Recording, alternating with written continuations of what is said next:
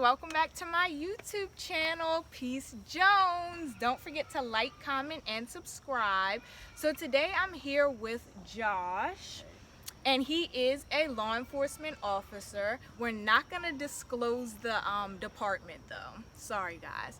But today my topic is going to be breaking the stigma and how African American male officers feel about their job, what made them decide to become a police officer, how they're liking it, and what they plan on contributing to society. So Josh, go ahead and tell the people a little bit about yourself. I'm 26 years old. I grew up in the District of Columbia. I grew up in a neighborhood called Sursum Quarters. Went to Archbishop Curl High School, and around, I want to say, my junior year is what made me kind of decide I want to be a law enforcement officer. Cool. So I'll first ask you, do you experience any backlash? Like, I know a lot of times, the favorite saying is F12, right? Yes, all the time. So do you experience any backlash from like the community, your friends, your family? Like when you decided to join the police department, did some of your friends say like, oh, well, I don't know if I can kick it with you anymore, I don't know if I can trust you? Or did any of your family members who maybe had bad encounters with law enforcement start feeling some type of way? Yeah, of course. We had friends that I can't hang around it with as much. They don't really want to affiliate with the police officers because they still in the wrong side of the law. Right. So it's kind of like, I respect what you do, you respect what I do, and we keep it moving. But if you put me in a position that I have to do my job, I got to do it. Family members had bad experience with the police as well. So I had uncles that be like, why would you want to do that? But at the same time, I had family members that was happy. They like, well, I'm glad you're in that uniform to do better. And the backlash from the community is all the time, but I feel as though it's peer pressure from others. Because usually, say for instance, we all out on the scene, and it's many different people going back and forth with this, and we trying to get the scene under control.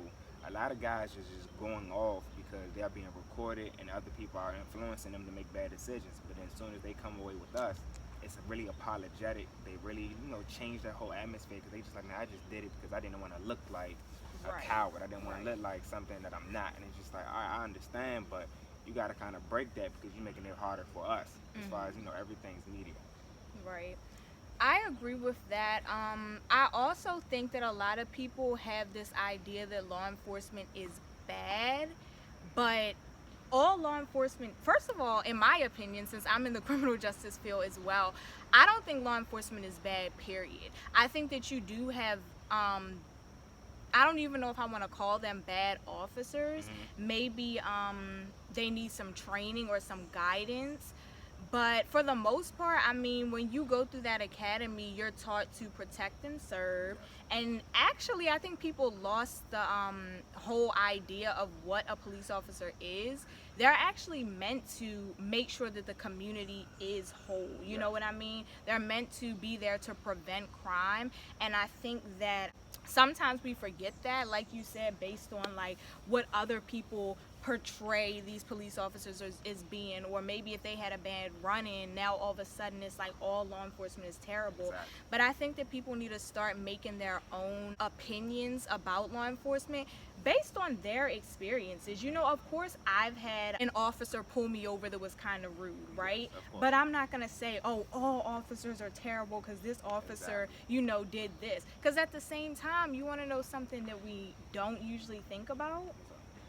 It's always F12 until we need them, right? Yes, all the time, man. That's an everyday thing. That is an everyday thing. It's constantly, we have to deal with that. Like, we see it all the time on social media. We see it all the time. They say it in our face. But the minute something bad happens that's the in first their life, person you run call, to. You press 911, and then we come and we try to figure out what's going on. Right. And I think another thing that people are very insensitive to is, I was actually in the police academy at one point, and one thing that really got me was like the very first day of the academy, we had to sign off and find a beneficiary. So basically, if you were to die, the line of duty, who is gonna take care of everything? That's a harsh thought. Yeah. When you're like in your 20s, like, oh my gosh, what if I die? You know what I Yeah, mean? every day. But it's something that they sign up for. So you're literally being rude to this man. One, he's worked a 12-hour shift, and maybe even more if he gets help. Yep. He has a family at home. Let's say his kid is sick, right? Let's say his wife just had surgery. He's tired as hell. And he's just doing his job, and now you're giving him all this backlash, but you're not even realizing this dude is putting his life on the line every day. He has a kid that he wants to see grow up. He has a kid that wants him to come home. He has a wife that wants him to come home, or a grandmother, or a brother, sister, friend. But he's willing to do this for his community, for his state, for his nation, for his district, whatever. And I just think that can be really we can be really insensitive to that. You know what I mean? We're forgetting that these people have taken this oath and they're willing to protect us under any circumstances. Exactly. Even when we do stupid things, we could set ourselves up to get robbed. We out here selling drugs. We're out here doing whatever. And these officers are put in these positions to help us when we make dumb mistakes. Exactly. You know what I mean? And so I think that we should really start to think about that and start to think about ourselves and maybe our actions and things that we do that cause us to get in trouble. I know a lot of people hate this word accountability. Oh, man. It's so scary, right? Yeah. But we're not realizing that every action we take has a repercussion. Every action.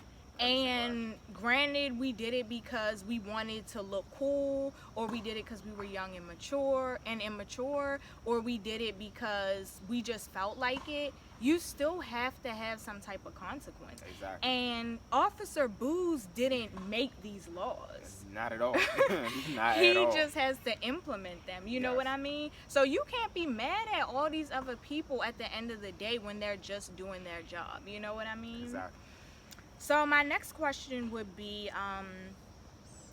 what do you want to contribute to the community? Is there anything in particular that you want to say, like after, if you choose to stay for, it's 25 years 25 now? years, yeah. 25 years. Is there anything that you want to leave your position as a police officer and say, I accomplished this in this neighborhood or with this kid or in this division? Is there anything in particular? I definitely want to leave after 25 years and say that I educated a lot more people, because there was a lot of things I did not know until I got into the police academy. There was a lot of laws I thought I knew that I really didn't know. There's stimulations to certain laws, like even when it comes, for the District of Columbia, weed is legal. Like as far as smoking and things like that, you can even grow up to up to 6 plants in your house. Right. But at the same time, it has the same stimulations as far as like alcohol. So when I see people out in public, they smoking and they like, certain officers will arrest them and they'll be like, man, weed is legal. It's like, well, it's kind of like you can't have open consumption of paraphernalia. Right. So it's like, if I educate you as much as possible, it'd be less of a chance that you get locked up, less of a chance that you get put in a position where the law is against you because we don't know. Like we think we know, and then we get arrogant because we think we know, and it's like you really don't know that small fine print that you missed.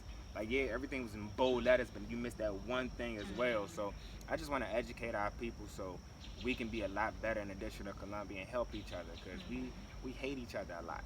I don't know why, but we just hate each other. So if I can just educate as many people as possible, the next generation will do better. And when you say we, do you mean the black community, or do you just mean? I mean we, especially the black community, but I definitely mean like the district as a whole, because it's too much resentment for each other. Like even the whole movement when they was trying to shut down Go-Go, like we as a whole got to do better. Like people that's coming from out of the district, coming into the district, got to understand the community. Even when it comes to policing, people that's not from here needs to understand the community that's here before you try to abuse your authority. Right. So it's definitely just educate as a whole, everyone. That's very true. And there's isn't it like over 100 law enforcement agencies in the District of Columbia? Yeah, it's pretty. It's a lot of different agencies in the district. So a lot of different things can get complicated as far as Yes. with federal and state, And but jurisdictions, and yeah. So when it comes to the city has different laws, but then in certain parts of the city is federal. So then they have federal laws. So like, say for instance, for DC, weed is legal, but if you're on federal lands, it's a problem. So people need to understand the difference, like where you at. Know where you at. Yeah, this may be DC, but if you living in a housing project, you're on federal land, Right. so you cannot have that. Yeah, the district state is cool, but federal law says it's not, and you're under public housing, which is federal. And that's huge. Like you said, people being arrogant. A lot of people, they just swear. Oh my gosh. Like they watch too much Criminal Minds or something. Yeah, that like, they know everything. And it's like, when it comes down to it, you're putting yourself in a bad position, because now you done ran out there with your AK-47. You done got 6 kilos, and you like, no, I can do this because this, but no, you can't. You know what I mean? So don't put yourself in that position where you think you know something that you don't. Like you said, educate yourself and be receptive to the education that these law enforcement officers, such as Officer Booz, are willing to provide, because he doesn't have to do that. You know what I mean? Some officers are like, boom, I'm here for my shift, let me get this done and I'm gone. You know what I mean? So I think that's awesome that you're willing to do that. So can you tell me why African American male officers are necessary in today's world? We have to see each other in a position where we're not abusing their authority. We have a bad relationship as far as African American people with the police in general.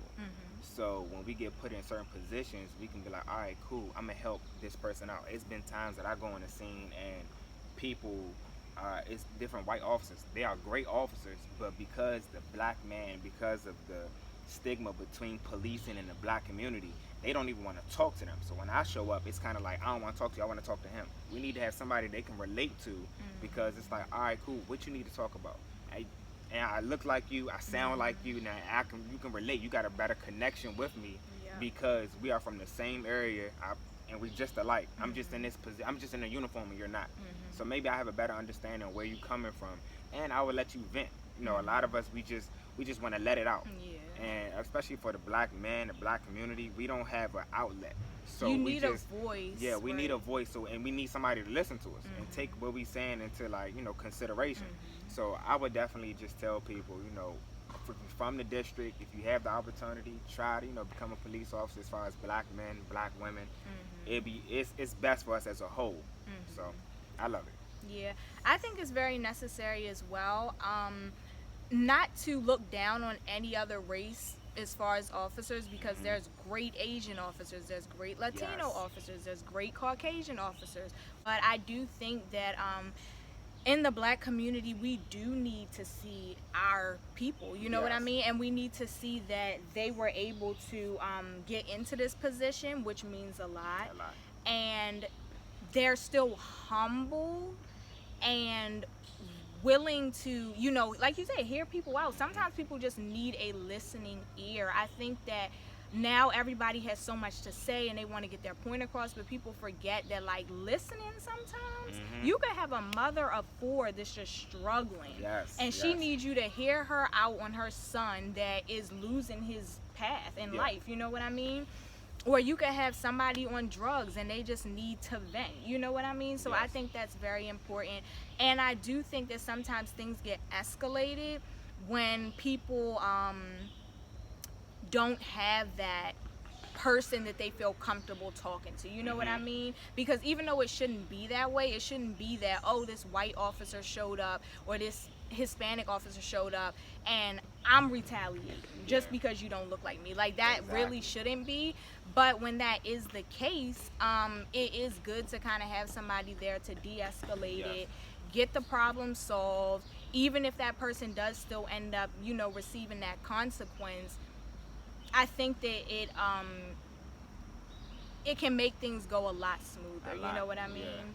And I also think that young black kids need to see a young black man Yeah. in a position of authority, and they need to know how you got there. They need to see that it is possible, and maybe they need to know that they can get there if that's what they desire, right? And they really need to know what a police officer's job is, other than what they've seen on TV, what they've heard, what they've seen when, you know, their father got locked up. They need to really know and understand what you guys are here for and your real mission, aside from what people claim that you're here to do. You know what I mean? Because trust and believe me, at the end of the day, these officers aren't set out, like I said, they have their own lives. You know what I mean? So they're not coming to work like, let me arrest 100 people, let me ruin this home and this family and take this. No, like, that's really not their mission. Not you know at what all. I mean? Not at all. Like, we these are really are here to help.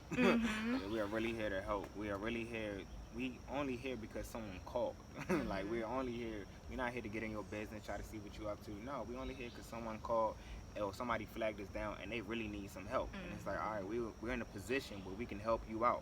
So, and find you the right resources as far as like homeless people, will give you where you need to go. You know, if you need some food, there's people that's giving out food for free. Or when if you need like someone, you get in a domestic violence relationship, we got hotlines you can call. We have different programs you can go by. We have therapy, different things you can go to. We are really here to help, but depending on how you go about the situation, it'll put our job in the liberty of we might have to take away your freedom because you really don't have a clear head and there's no talking to you at this point. Maybe you have to calm down first, and then we can go ahead and talk to you after the fact when everything settles. Right.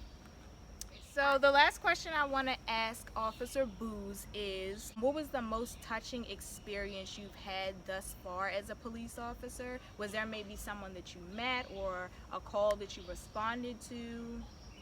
It was a call that we responded to in the 3rd District. It was a housing property called Park Morton. Me and another officer, a white officer, great guy.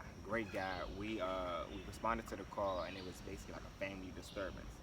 And when we got there, it was a mother, a son, and the mother of his children was all there, and the 2 children was there as well.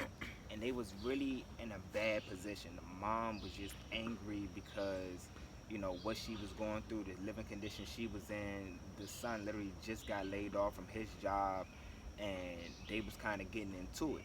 So with all that being said, the mom wanted all of them out. It boiled down to just letting everyone vent, let everybody get their side across. And the son is crying, the mother of his kids is crying, the mom is crying, and it ended with them we was there for literally like 30-45 minutes, and it ended with them just crying and hugging each other. But it could have really escalated to them, you know, fighting each other. Something bad could have really happened, and then they have their 2 babies that's there as well. So after we let everybody take the time out to talk, get to where they needed to be, find a compromise, find a medium for like it's a win-win situation for everybody. And it boiled down to basically just a therapy session. And that was one of the most touching things because we had all types of reason so we could have locked people up. But that wasn't what we was there for. We was there to really figure out the problem, de-escalate, and we was really trying to find a way to help out because it could have went bad. Like, family disturbance can go to domestic violence really quickly. And domestic violence is like one of the most dangerous calls you guys can get, right? Yes. It's very unpredictable. You don't know what you're walking into as far as it can be an argument, it can be a fight, it can be an affair, it can be so many different things that resolve around family disturbance to the result to domestic violence. So you don't know what you're getting involved with when you're walking inside that home. And then at the same time, if you have family members, they got into it, another family member called the police and they get into it, but then we come and we taking one family member away.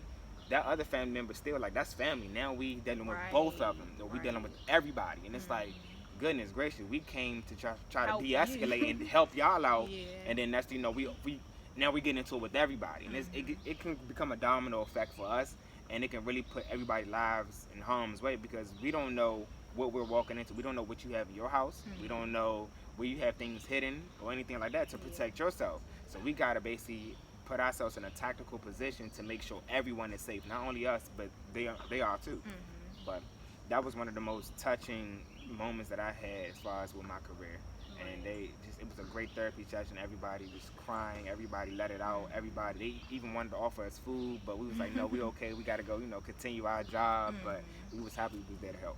I think that's amazing, and I think that also one thing I've learned from dealing with people is that you have to take the emotion out of things sometimes. Yes. And we, even as adults, sometimes just have so much emotion. It's kind of like talking to a kid. Yes. You're going to expect your 2-year-old to be like, oh my gosh, a lollipop, lollipop, but at the end of the day, it's like, relax. Yes, you're exactly. gonna get a lollipop, but sometimes it's the same way with adults. It's like the smallest thing just escalates, all because of emotion. You can't hear this person out. You're too caught up in your feelings and how you think you want to get your point across. And it's unfortunate that sometimes we have to have law enforcement officers step in for that, but it's a beautiful thing, like you said, how that scenario played out instead of it getting really out of hand. Exactly. And also I wanted to touch on what you just mentioned about like the domestic violence calls sometimes, and having to put yourselves in this tactical environment where you have to be ready to protect yourself but also protect them.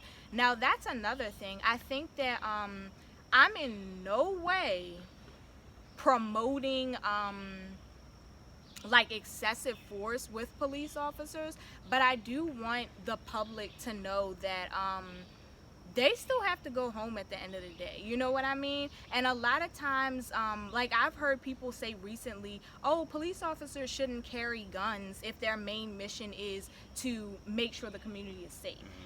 But we live in a world in 2019. Do you guys look at the news?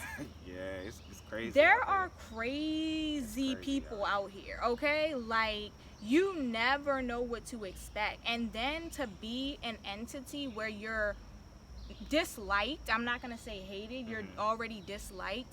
You don't want to be walking around here just trusting and believing that everyone has your best interest. Exactly. And it's unfortunate, but like I said, these people have families. These people have people that love them. These people are, you're 26? 26, yep. 26, you know what I mean? Like, you have a whole life ahead of you that you have to protect and make sure you go home at the end of the night, So for all the people who promote like, oh, they need to calm down or they need to not do this, they're trained to not only protect you and de-escalate these situations, but to also protect themselves, you guys.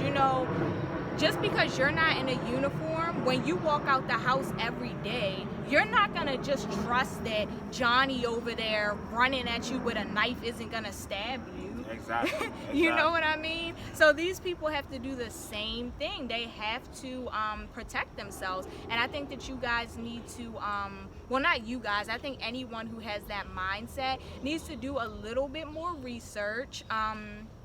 Officer Booz, I'm not going to offer up his free time, but if you ever run into him, I'm sure he would be willing to, give you a few minutes and talk to you about some things. And a lot of other officers, I know a lot of police officers, and they're all nice people. They're all willing to talk. And if you have some questions, you can ask them that. You know what I mean? You can really figure out what their job entails and what they're trained to do, instead of having all of these notions and ideas and theories that are like 90% false. You know what I mean? These people aren't just aggressive out here trying to, kill people. Yes. Now, you do have some officers that aren't the best, as I mentioned before, but all in all, these are humans, and these are humans that are trying to protect their lives while they're doing their job. And if you wilding out, they still gotta go home at the end of the day. Exactly. And you're wilding out with someone who has a weapon and they're trained to use that weapon properly. You know what I mean? And that's not to say like be afraid or, I'm threatening you, but just realize what you're doing when you're doing it. You know what I mean? And what they have to do to protect themselves. Yes. So all in all, that is the end of our talk with Officer Booz. I was about to call you Dr. Booz. But yes, I will be tagging his Facebook. Do you have Instagram? No, I just have Facebook. Okay. I'll be tagging his Facebook, and if you guys run into him in the district, Be sure to say hello. So, Officer Jackson, let us know what made you decide to become a police officer. I became a police officer because I went to school for criminal justice, graduated with a 4-year degree, and it was one of the highest paying jobs in the field. Okay, so the experiences that you've had as a law enforcement officer, right? Mm-hmm. Have you come across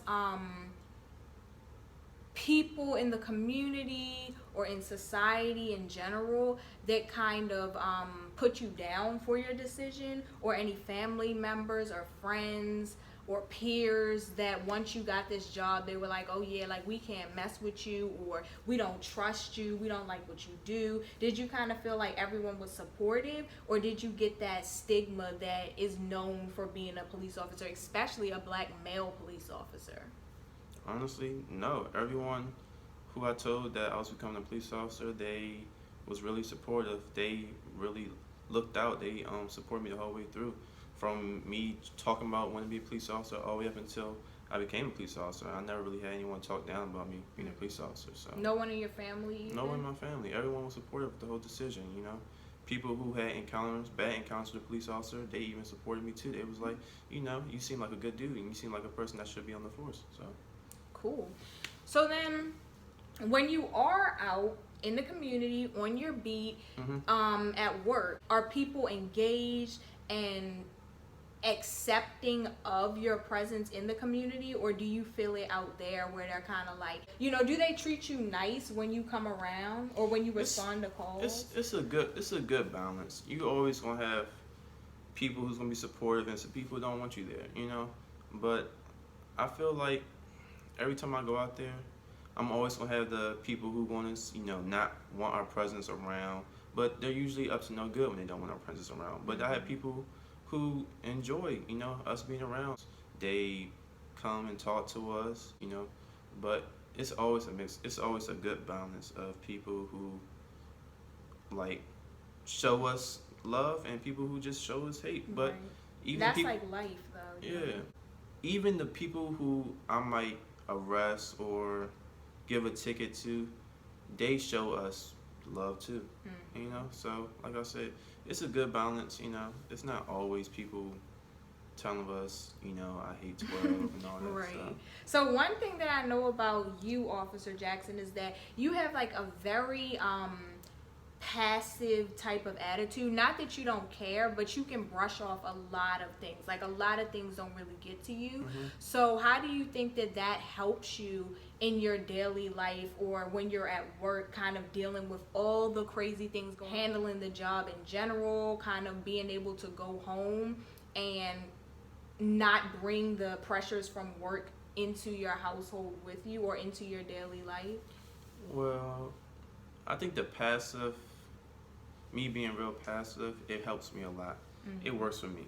You know, I can have somebody sit there and yell at me, scream at me, and cuss me out, and I can be so chill. I would sit there and smile. I had one person who was cussing me out and just yelling at me, calling me all types of names, and I was like, I was sitting there smiling. He was like, "What you smiling for?" I'm like, "Sir, I'm just a happy person. I'm just happy to do my job."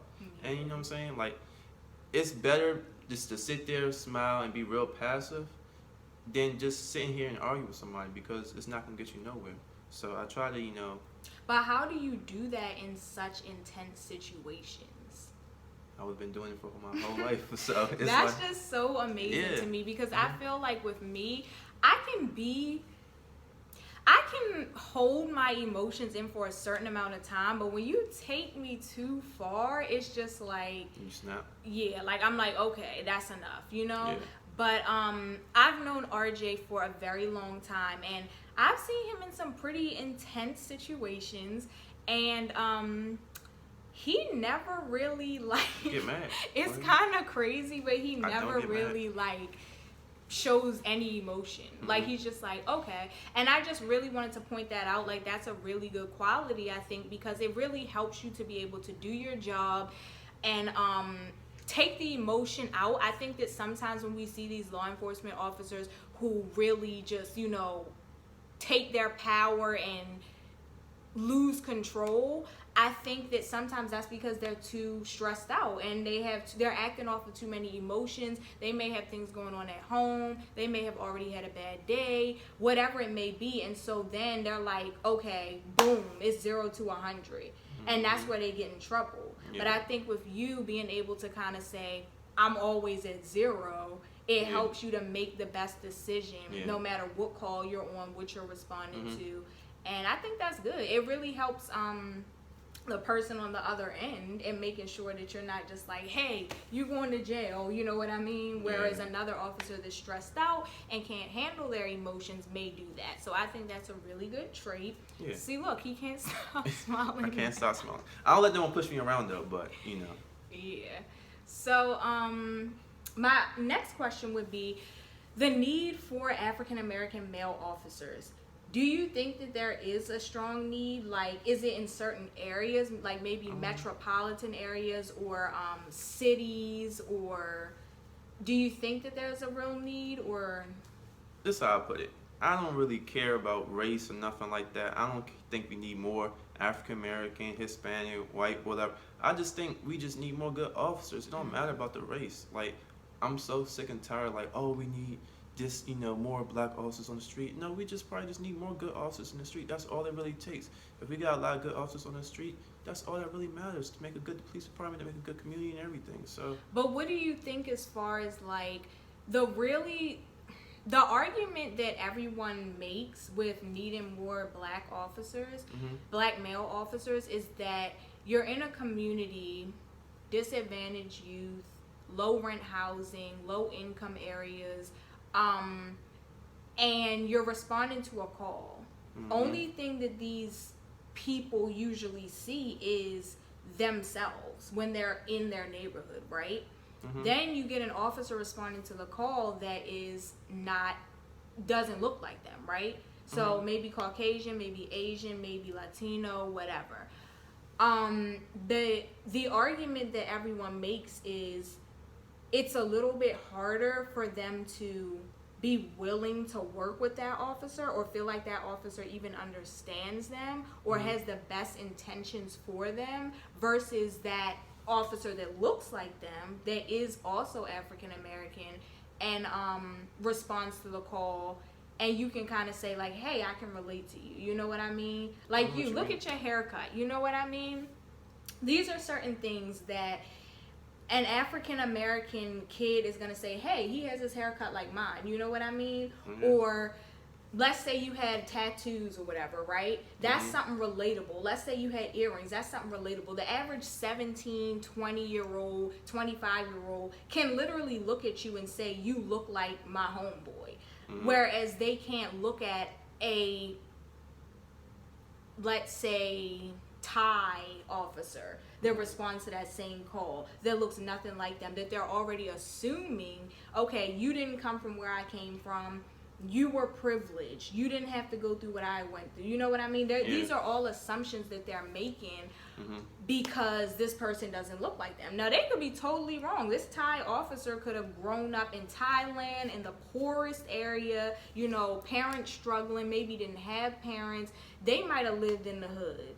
But the first assumption is not that, right? So the argument is, if we have more young black officers or black male officers that can understand us, that look like us, that can relate to us, it will help to de-escalate things before they get to a...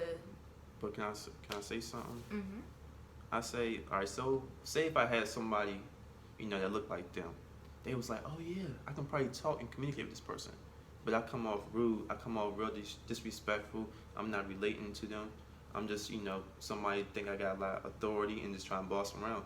You gotta look at it too, because if you have someone young that look like them and you got them bossing you around, it's just gonna be like, like, damn, like, I thought this person was gonna be, I can be able to talk to this person, and this person came off totally different. So it's not really, that's why I say I don't really think it's about like, trying to, fit the description of like, oh, somebody I can, probably talk to or communicate with, because it's really all about the approach. Because I have some old officers who, probably you wouldn't think fit in, but they're so good with the community. They can talk to you. They can work with you. It's somebody you can just really relate to. You know what I'm saying? It's not about what your appearance is. It's all about the approach to me. So I mean, somebody else might have a different opinion, but to me, I don't really think it's about the appearance, because appearance don't mean nothing. It's all about the approach. So we have a second opinion, which is always good, right? So then I also want to know, in your career as a law enforcement officer, what is the toughest thing you've had to deal with? It can be anything from like scheduling to a call that you responded to anything. Just what is the toughest thing you would say about your job to people who may not really understand your job or may just perceive you as, oh, blah, he just gets in the car and drives around, you know what I mean? Like, be honest with these people, and for people who aren't knowledgeable, let us know what's really tough about being a law enforcement officer. It's a lot. It's not like I had like a lot of typical jobs, a lot of basic jobs, so like security, the environment's like real slow pace, it's real chill and everything. But when I came to law enforcement, everything goes by fast. You have to respond from call to call. Your adrenaline is jumping up constantly, up and down, and then you might be running up and down all Saturday night, and then you might have like a nice chill moment for like an hour or two, and then bam, you got a shooting or a stabbing, and you just respond to that and you're tired, and it's a lot that builds up on you, and a lot of stress. So that, you also have like the scheduling, you may work long 10 hours, long shifts. I'm not off like every weekend like everybody else. So sometimes I'm like off, I'm like 25, and I'm like, 26 now, my birthday was yesterday. Hey, happy So, birthday! like, I'm not off on like Fridays and Saturdays all the time, so I have to go in and work while all my friends is out partying and stuff like that and having fun, enjoying their, young, youthful 20 years. And I'm, I'm not off until like Monday and Tuesday, where, nobody where everyone else is yeah, so people like, pushing lawnmowers, and I'm talking to Mr. Joe down the street about whatever. It's an exciting career. But sometimes, I mean, like, you have to want to do it, And like I said, I'm willing to make that sacrifice. Yes, sometimes I do want to be off and have fun sometimes. But, I have to understand that, it comes with the job. So, yeah. What's the most rewarding thing about the job? The most rewarding thing? Networking. I met so many people while being a police officer. I met so many people. I met people like famous rappers, entrepreneurs, people who like 23 years old owning like 3 businesses, and they were just telling me the whole story and stuff. Like, it's amazing. When I get out there in the streets, I just start meeting people one after another, and it's some amazing people out there, especially in DC. I'm gonna finish off with this. I don't think all police officers are bad. I know sometimes people might think, police officers, they see this and see this on the media, like, police officers doing some crazy things and stuff. And you're like, oh, dang, this is all police officers. Nah, us police officers, we make mistakes. We are human just like y'all. We just put on a uniform, and we just try to be the best officer we can. We just try to provide the best service. It's just like somebody that work at Domino's, somebody that work at a hotel or whatever. We're all people at the end of the day. We just put on a uniform that make us seem like we're perfect, but we are not perfect. We mess up all the time. And you just have to understand that we are just human too, just like you. So I just wanted to say that, all police officers not bad. And, like I said, I just want y'all to all understand that, we are here to help.